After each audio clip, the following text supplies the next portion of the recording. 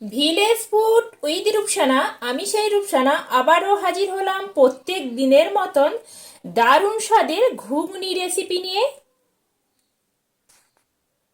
আর দেখতে পাচ্ছেন বন্ধুরা, মাশাআল্লাহ কত সুন্দর লোভনীয় হয়েছে এই ঘুগনি রেসিপিটা।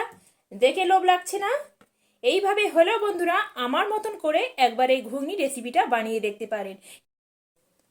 আসসালামু আলাইকুম দর্শক বন্ধুরা, আজকে আমি ঘুগনি রেসিপি বানিয়ে দেখাবো। আপনারা দেখতে থাকুন এটা আমি কিভাবে বানাই।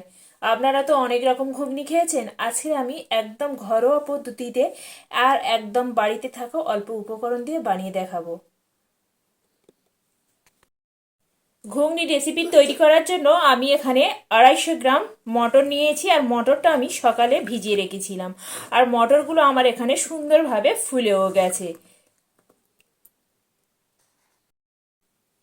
মটরটা সিদ্ধ করব বলে আমি এখানে একটা কড়া বসিয়ে দিয়েছি, আর মটরগুলো আগে থেকে আমি ভালো করে ধুয়ে পরিষ্কার করে নিয়েছি। এবার আমি মটরের পানি সমেত আমি কড়ার মধ্যে দিয়ে দিলাম। এবার আমি মটরের মধ্যে 1 চুটকি হলুদ গুঁড়া দিয়ে দিচ্ছি, আর দিচ্ছি স্বাদ অনুযায়ী নুন। এবার আমি এটা ঢাকা দিয়ে 15 মিনিট ধরে সিদ্ধ হতে দেব মটরটা। ঢাকাটা আমি এখানে তুলে নিচ্ছি, আর আমি এখানে 15 মিনিট ধরে মটরটা সিদ্ধ হতে দিয়েছিলাম। মটরটা আমার এখানে ভালোভাবে সিদ্ধ হয়ে গেছে। একটা আমি তুলে দেখাচ্ছি। এবার আমি মটরটা নামিয়ে নেব। এখানে আমি একটা ফ্রাই প্যান বসিয়ে দিয়েছি, আর ঘুগনি বানানোর জন্য আমি এখানে একটা স্পেশাল মশলা তৈরি করে নেব।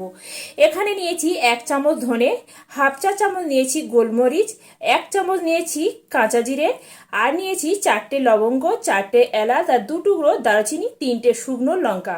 এগুলো আমি এই ফ্রাই প্যানের মধ্যে ঢেলে দিয়ে এবার আমি এগুলো সুন্দর করে একটু ভেজে নিচ্ছি। মশলাগুলো আমি হালকা আঁচে দিয়ে সুন্দর করে একটু ভেজে নিয়েছি, আর মশলা থেকে সুন্দর একটা সুঘ্রাণ বের হচ্ছে। এবার আমি এটা নামিয়ে সুন্দর করে একদম মিহি করে পেস্ট করে নেব। ঘুগনি বানানোর জন্য আমি এখানে আগে থেকে একটা কড়া বসিয়ে দিয়েছি। এবার আমি কড়ার মধ্যে পরিমাণ মতন সরিষার তেল দিচ্ছি। তেল গরম হয়ে গেছে, এবার আমি তেলের মধ্যে এখানে 1 বাটি পেঁয়াজ কুচি দিয়ে দিচ্ছি। পেঁয়াজটা দিয়ে আমি একটু লাল লাল করে ভেজে নেব। পেঁয়াজটা আমি এখানে লাল লাল করে একটু ভেজে নিয়েছি। এবার পেঁয়াজের মধ্যে আমি এখানে 3টে মিডিয়াম সাইজের আলু নিয়েছি, আর আলুগুলো ঠিক আমি এইভাবে করে কেটে নিয়েছি। আলুগুলো আমি পেঁয়াজের মধ্যে দিয়ে একটু নেড়ে চেড়ে নিচ্ছি।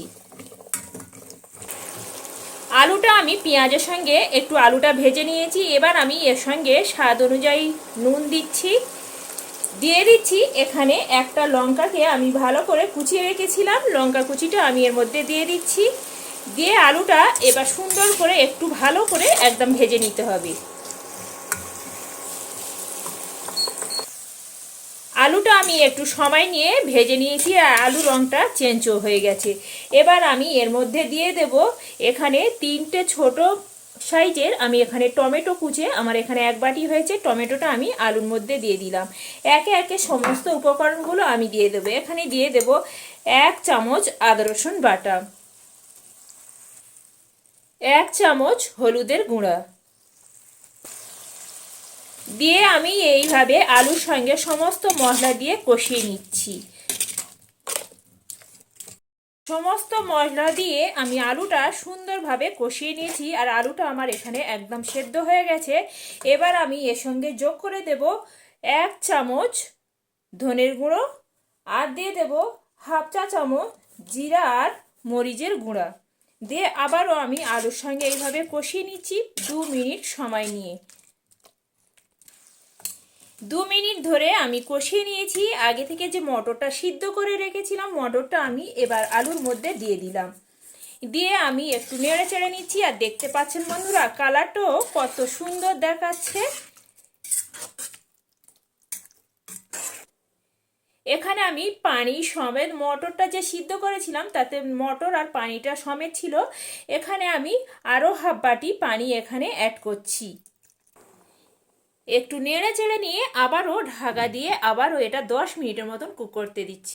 10 মিনিট হয়ে গেছে, ঢাকাটা তুলে নিচ্ছি। আর দেখতে পাচ্ছেন বন্ধুরা কত সুন্দর মাশাআল্লাহ লোভনীয় দেখাচ্ছে ঘুগনি রেসিপিটা। এবার আমি এখানে একদম ফ্রেশ ধনিয়া পাতা নিয়েছি। এবার আমি ধনিয়া পাতাটা এই ঘুগনির উপরে ছড়িয়ে দিচ্ছি, এতে করে স্বাদটা খুবই সুন্দর আসে।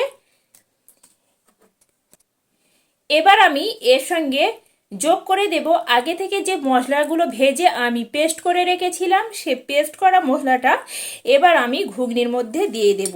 এইভাবে কিন্তু এই মশলাটা তৈরি করতে বন্ধুরা খেতে একদম অসাধারণ হয়। ঘুগনিটা একদম দোকানের মতন খেতে হয়, দারুণ একটা টেস্টি হয় বন্ধুরা।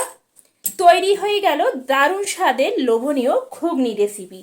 আবারও আমি এটা ঢাকা দিয়ে 2 মিনিটের মতন রেখে দেব। 2 মিনিট হয়ে গেছে, ঢাকাটা আমি তুলে নিচ্ছি।